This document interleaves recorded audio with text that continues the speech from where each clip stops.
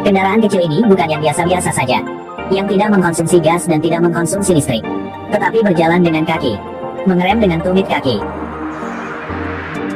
Hanya perlu menuangkan bensin di kaki, itu sudah cukup untuk berlari sepanjang hari. Makin banyak orang di kendaraan ini, makin cepatnya bergerak. Kendaraan ini bagus dalam segala hal, tapi sedikit lelah untuk kaki. Jam kerjanya setiap hari tergantung pada cuaca. Saat ada sinar matahari, jam alarm akan mengumpulkan sinar cahaya dan bakar talinya sehingga batu yang diikat di ujung tali jatuh di kepala mereka. Cara ini membuat mereka cepat bangun dan tetap terjaga. Ini adalah panggilan bangun yang efektif. Setelah bangun, mandi dengan belalai gajah, lalu gunakan buaya untuk mencukur. Kualitas hidup orang-orang zaman dahulu memang luar biasa. Sang istri mengeluarkan panci batu besar, lalu masukkannya telur dinosaurus yang lezat dan bergizi. Fred adalah peminat dinosaurus profesional yang berspesialisasi dalam ekskavator. Perusahaannya sangat manusiawi. Mereka diberi makan siang dengan paha dinosaurus utuh, harus makan semuanya untuk bisa pulang. Dengan makan malam, mereka diberi makan sepotong iga besar. Jam kerja mereka dari jam 9 pagi sampai jam 9 malam, 6 hari seminggu. Saat jam kerja selesai, burung ini akan berteriak sampai tenggorokannya sakit. Pergi bekerja hanya untuk mencoba. Tentu saja dia akan bergegas pulang seketika waktu kerja selesai. Fred meluncur ke bawah dengan ekor dinosaurus, lalu duduk di kendaraan yang bergerak dengan kaki. Dia mempercepat hingga 200 tenaga kuda dan dengan cepat melewati gerbang utama. Dia mengeluarkan kartu stafnya dan memberikannya kepada keamanan. Itu adalah akhir dari hari kerja. Setelah bekerja, dia pergi ke ruang betting untuk bersenang-senang. Pertama, biarkan katak bernafas ke tangan untuk meningkatkan gesekan. Kemudian, pegang bola dengan kuat dengan kedua tangan. Angkat pantat. Angkat jari kaki, ambil langkah kecil. Begitulah cara melempar bola dengan benar, tegas dan kuat. Begitu sampai di rumah, istrinya Wilma melaporkan bahwa pipa air tersumbat. Fred segera bangkit setelah mendengarkannya. Dia berlari ke dapur dan menarik tirai untuk melihat. Ya Tuhan. Hanya sekilas, dia tahu bahwa babi ini memiliki masalah perut. Fred tidak banyak bicara tapi masukkan tangannya ke tenggorokannya dan meraba-raba. Dia mencari sebentar lalu menemukan rintangannya. Ternyata itu kaki ayam. Setelah itu, dia bahkan memaksanya untuk melepaskan arlojinya yang terjatuh di dalam. Wilma belum berakhir. Dia bertanya di mana uang di rumah sekarang. Melihat istrinya sebutkan uang, Fred harus mengatakan yang sebenarnya. Kakak baiknya, Barry, akan mengadopsi seorang anak, jadi dia meminjamkan uang kepadanya. Ketika Wilma mendengar itu, dia tidak hanya tidak marah, tetapi juga memujinya karena bersifat baik. Keesokan harinya mereka duduk di kendaraan kaki ke rumah sakit kesejahteraan. Setelah menunggu beberapa jam, kepala rumah sakit menggendong seorang bayi keluar. Barry dan istrinya bergegas untuk melihat. Ya Tuhan. Semuanya tercengang. Mengapa seekor simpanse? Kami nggak bisa membesarkannya. Maaf, aku salah. Ini adalah anak-anak kakek nenek di sebelah. Ini anakmu. Pasangan itu sangat senang dengan anak itu. Dia sudah punya nama, kan? Bam Bam. Nama lengkapnya apa? Bam Bam Bam. Nak kecil, datang ke sini, mari kami lihat. Bam Bam. Suatu hari, perusahaan mengadakan kontes promosi jabatan. Bos mengumumkan, siapa yang memenangkan posisi pertama akan dipromosikan menjadi manajer pabrik. Bahkan simpanse pun senang mendengar berita itu. Setelah mendengarkan, paha dinosaurus di tangannya tidak lagi berarti bagi Fred. Dalam benaknya, hanya ada bayangan dirinya yang mendaki ke puncak hidupnya. Apakah Anda tahu apa yang mereka lakukan? Ini adalah ujian orang zaman dahulu. Sebelum ujian, mereka harus mengasah pena agar menghemat energi saat mengukir batu. Ketika pengawas mulai membalikkan jam pasir, para kandidat harus segera melihat soal ujian yang terukir di batu.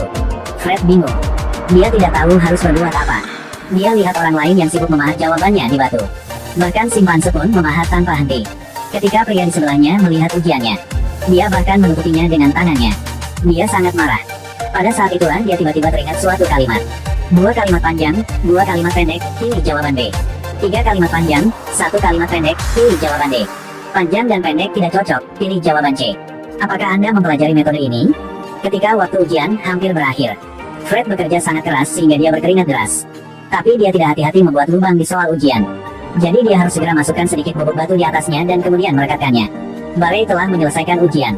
Pengawas mengumumkan kontes berakhir. Sudahlah, dia tidak lagi peduli metode apapun, yang pahat saja semua jawabannya dulu. Barry bermaksud membantunya memberikan kertas ujian kepada pengawas. Tetapi ketika dia melihat bahwa Fred menulis lebih banyak kata daripadanya, jadi dia menukar ujiannya dengan Fred dan mengembalikannya kepada pengawas. Segera hasilnya tersedia. Fred tahu dia tidak punya kesempatan untuk menang, jadi dia hendak pergi dulu. Tapi plot twistnya cepat datang. Dia naik ke posisi manajer umum dengan peringkat pertama. Dia sangat senang seolah-olah Newton dapat hidup kembali.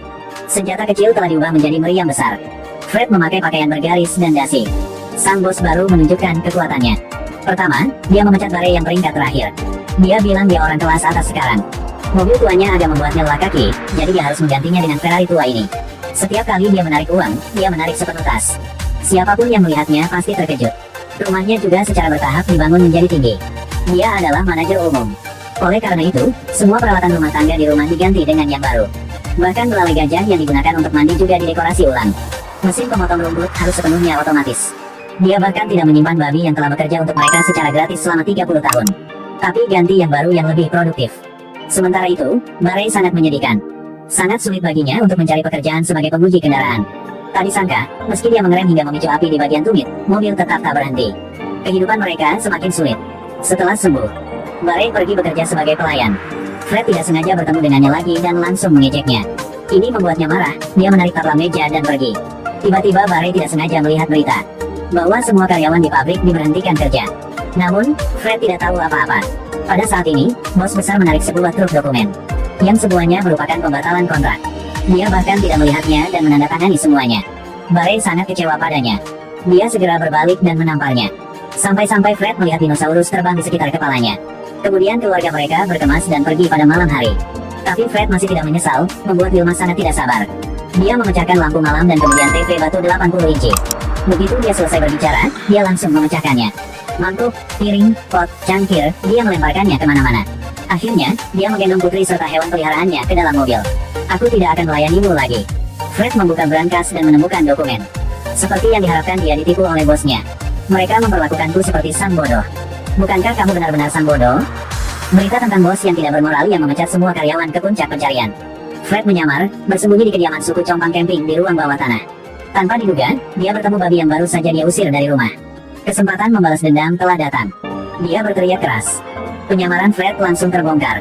Semua orang mengikat tali ke pohon. Para pekerja yang menganggur menarik telinganya, berniat untuk menyiksanya. Pada saat itu, Barei lewat.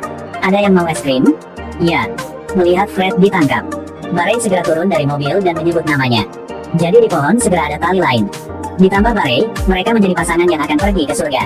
Di tengah momen hidup dan mati itu, kedua saudara perempuan ini naik kendaraan kaki datang. Namun, karena tidak mengerem tepat waktu, mobil itu telah menjatuhkan pohon. Wilma meletakkan burung rekaman di tebing. Burung ini menceritakan rekaman itu dengan sempurna. Sekarang semuanya tahu bahwa mereka salah menyalahkan Fred sehingga mereka membiarkan keduanya pergi. Begitu sampai di rumah, mereka melihat kekacauan di dalam seolah-olah ada pencuri di dalamnya. Karena kebiasaan, Fred berjalan melewati ibu mertuanya dan lepaskan hewan peliharaan dinosaurusnya terlebih dahulu. Lalu berjalan melewatinya lagi dan menemukan gambar yang ditinggalkan bosnya, bahwa jika dia ingin menyelamatkan kedua anaknya, dia harus menukar burung rekaman itu. Keesokan harinya, mereka tiba seperti yang dijanjikan, tetapi tanpa diduga. Setelah mendapatkan burung itu, sang bos melanggar janjinya dan segera mengaktifkan jebakannya. Roda-roda mulai berputar. Kapak-kapak besar mulai menebang batu-batu besar. Melihat anak-anak mereka dibawa perlahan menuju ke sana, kedua pria itu bergegas mematikan jebakan. Tapi apapun yang mereka lakukan, jebakannya tidak berhenti. Terlalu berusaha.